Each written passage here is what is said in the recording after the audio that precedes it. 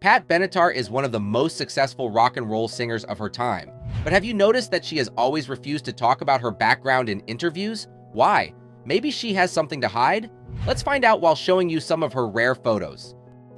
Not very many people know this, but before music would finally give Benatar a chance, she was rejected by the bank, the university, and a nightclub.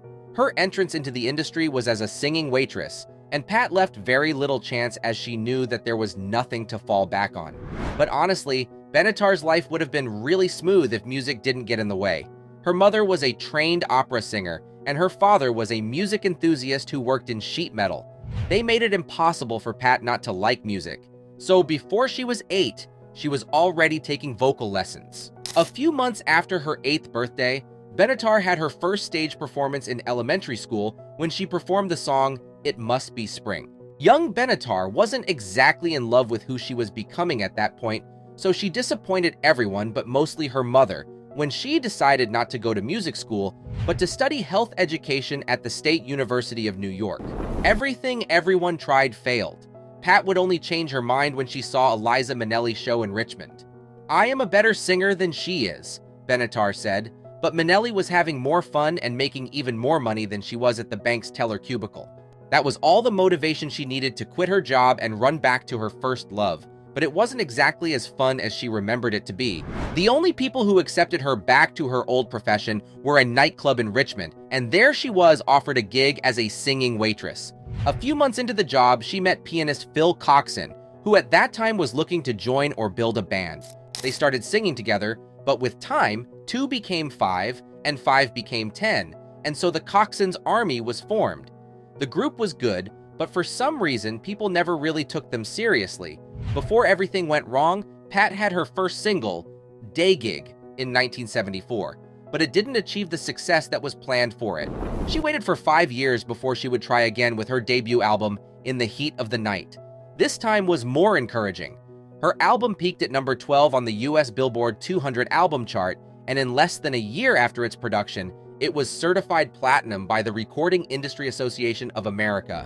Benatar was new to success, and it would teach her a few life lessons. With the intimidating success that her first album received, Pat tried to smuggle one of her singles, hoping that the album would influence it. But this was a mistake. "If You Think You Know How to Love Me" was almost a failure, and Pat just couldn't say what went wrong. 1980 is widely considered as her breakthrough year following the release of her second LP, Crimes of Passion, which featured her signature song, "Hit Me With Your Best Shot," and the controversial song, "Hell Is for Children." The album peaked at number 2 in the US for 5 consecutive weeks, and eventually won Pat her first Grammy Award for Best Female Rock Performance. The next big thing for Pat Benatar was after the release of her third studio album, Precious Times, which became her first album to hit number 1 on the Billboard 200.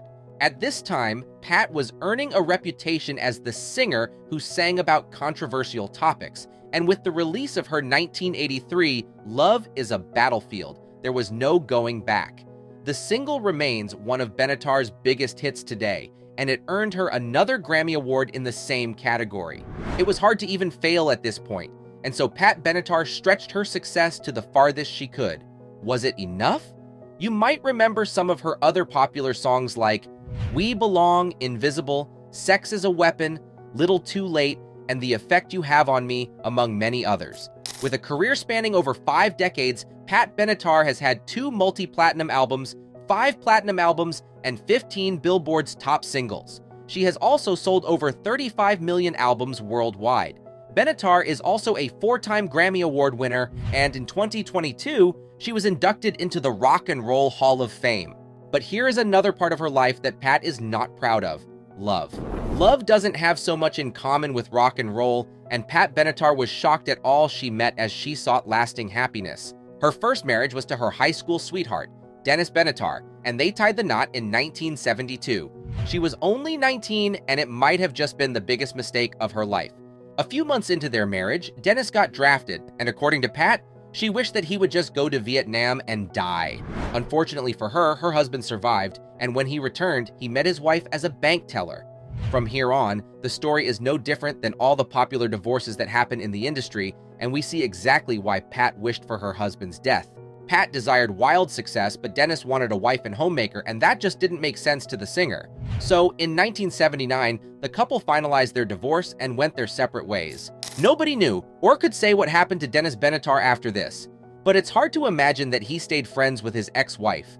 Benatar wiped her tears and prepared for her next love adventure, and fortunately for her, when she found it, it was going to be her last. Coxswain's Army didn't only bring a career breakthrough for Pat Benatar, it also gifted her love in its purest form. Pat met American guitarist Neil Giraldo for the first time in 1979 when he joined their band, and it was just when she was almost finalizing her divorce from her first husband, but unfortunately, Giraldo was in a flourishing relationship with actress Linda Blair. But after their first introduction, they felt a strong, natural connection, and this was enough reason for Giraldo to break up with Blair for a lady he had just met. However, Benatar continues to argue that their original intention was music, but things changed after Neil suspected that his date was having an affair. In 1982, after a brief courtship with just two persuaded strangers as witnesses, Pat and Neil tied the knot in a spontaneous wedding ceremony in Hawaii. The couple welcomed their first daughter, Haley, in 1985, and their second, Hannah, in 1994, and they have continued to wax strong ever since. The family recently celebrated 4 decades of marital bliss, and Pat and Neil are on the list of the longest-standing couple in classic rock. On the secret to their enduring marriage, Benatar highlighted that she shared so much in common with her husband. "We are connected in so many ways, all of them combined together. You are parents, you are lovers, you are husband and wife, you are grandparents, you are musicians, and you are writers," Pat Benatar shared.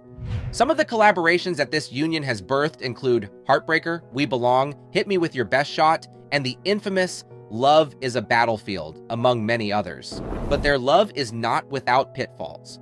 According to Pat, during the early stage of their romance, a lot of people tried to break them apart, and that was why they were tagged the Romeo and Juliet of rock and roll.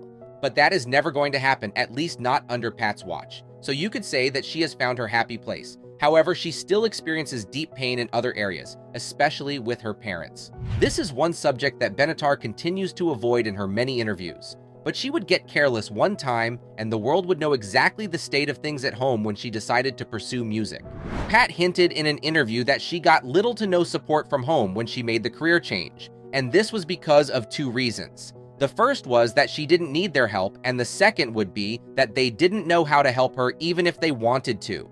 The best thing that Pat's parents did for her was grooming her vocal skills as a child, but according to Pat, that was not enough. While she stays grateful for all of that, the energy she got to push her craft came from performing gigs at the nightclub. According to Pat, she had to fight the food, the waiter, and the booze to get the audience's attention. But she had a secret formula, and this was to take on a full room, then a section, a table, and finally an individual. She also said that she got used to climbing the stage, knowing that the audience might not care. Another outrageous event in Benatar's life happened during the promotion of her second album, Crimes of Passion. Her record label would run an advertisement on Billboard that deceived everyone she cared about. They took a picture of Pat, airbrushed it to look like she didn't have any clothes on, and they were shocked at the way Pat would react. While they expected that she would be impressed at the enhancement of her features, Benatar called the photo stupid. According to her, Billboard listeners were not dumb, and they already knew what she looked like.